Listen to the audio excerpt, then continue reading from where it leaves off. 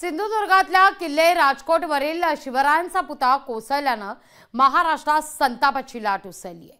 पुतळा उभारणीत हलगर्जीपणा झाल्याचा आरोप करण्यात आलाय।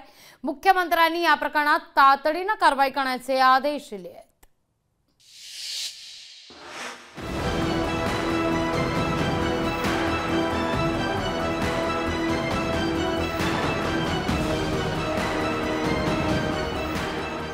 सिंधुदुर्गातील किल्ले राजकोटवरील छत्रपती शिवाजी महाराजांचा उभारण्यात आलेला पूर्णाकृती पुतळा कोसळलाय।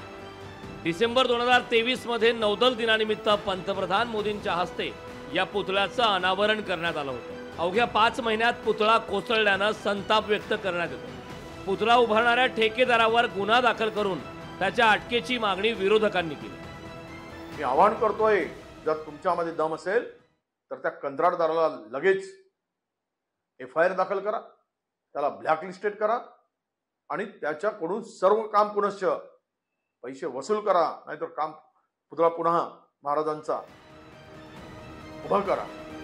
छत्रपती शिवाजी महाराजांच्या पुतळ्याबाबत अक्षम्य हलगर्जीपणा करणाऱ्या ठेकेदार आणि अधिकाऱ्यांवर कारवाईची मागणी होती। छत्रपती शिवाजी महाराजांच्या पुतळ्याच्या बाबतीत इतकी अक्षम्य हेळसांड करण्यात यावी हेच खरोखर चीड आणणार आहे।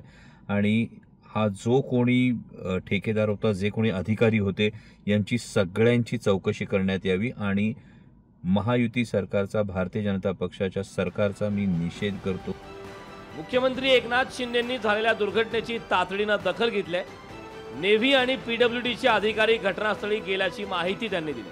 पुतळ्याची पुनरुभारणी करण्याचे आदेश मुख्यमंत्र्यांनी दिले। उद्या तिथे नेव्हीचे अधिकारी येणार आहेत। आमचे पालकमंत्री रवींद्र चव्हाण देखील घटनास्थळी गेलेत। मी त्यांना सांगितले, सूचना केलेल्या आहेत आणि उद्या तात्काळ यामध्ये नेव्हीचे अधिकारी, आमचे अधिकारी, हे छत्रपती शिवाजी महाराजांचा जो काही पुतळा आहे पूर्णाकृती, हा पुन्हा दिमाखामध्ये तिथं मजबूतीने उभा करण्याचं काम आम्ही करू।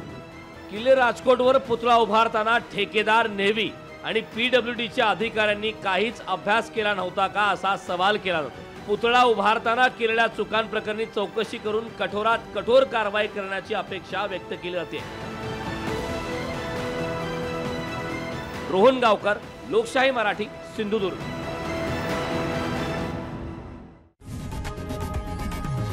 लोकशाही मराठी, ऐका, पहा, जागरूक रहा।